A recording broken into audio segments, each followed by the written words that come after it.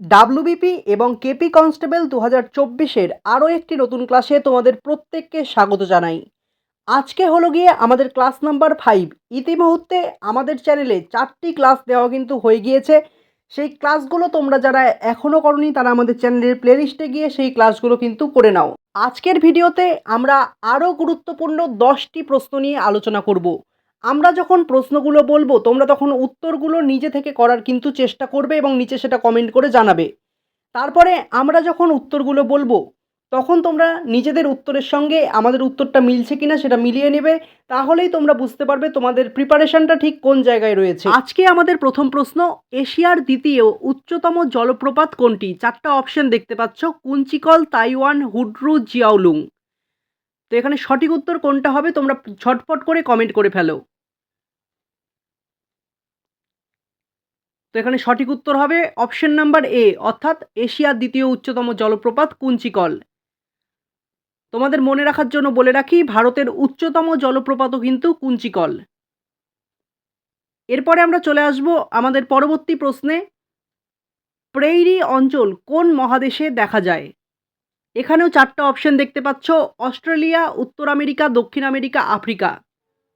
এবারেও তোমরা ঝটপট করে কমেন্ট করে ফেলো সঠিক উত্তর কোনটা মনে হচ্ছে তোমাদের, তারপর আমি উত্তরটা বলছি। সঠিক উত্তর হবে অপশন বি, অর্থাৎ উত্তর আমেরিকা। প্রেইরি কি? প্রেইরি হলো একটি তৃণভূমি অঞ্চল।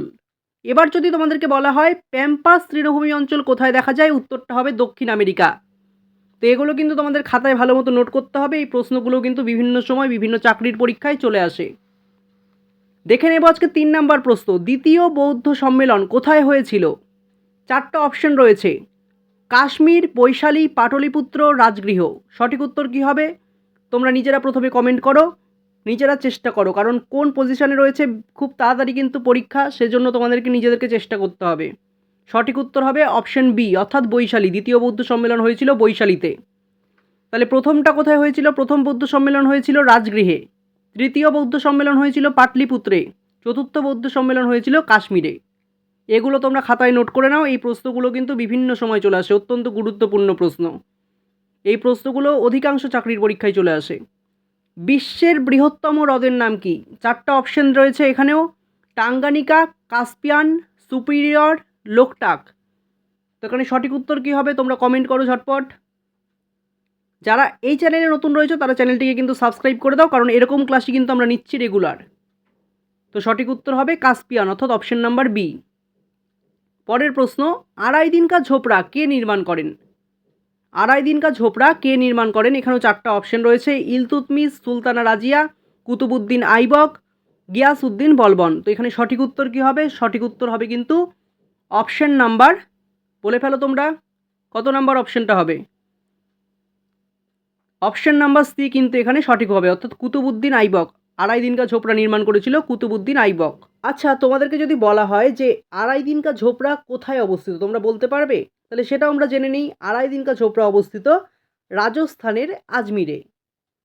এবারে আমরা দেখে নিই আজকে আমাদের 6 নম্বর প্রশ্ন, জওহরলাল নেহেরু বন্দর কোথায় অবস্থিত?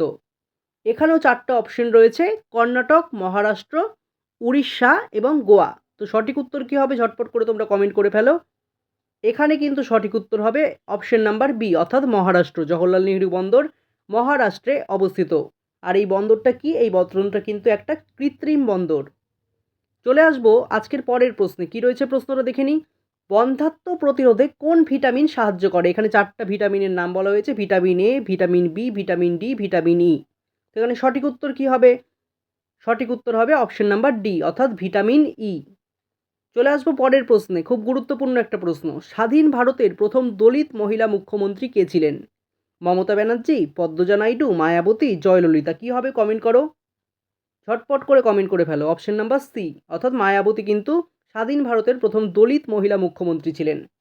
পরের প্রশ্ন, ভারত মাতার ছবিটি কে অঙ্কন করেছিলেন? 4টা অপশন দেখতে পাচ্ছ, গগনেন্দ্রনাথ ঠাকুর, অবনীন্দ্রনাথ ঠাকুর, নন্দলাল বসু, যামিনী রায়। তো এখানে সঠিক উত্তর কী হবে?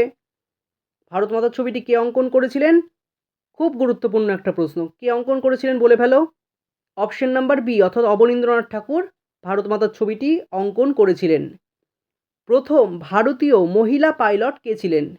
আরতি সাহা, লক্ষ্মী দেবী, দুর্বা ব্যানার্জি, শিখা ব্যানার্জি, কী হবে? কী মনে হচ্ছে তোমাদের? কত নম্বর অপশনটা ঠিক হতে পারে? অপশন নাম্বার সি, অর্থাৎ দুর্বা ব্যানার্জি।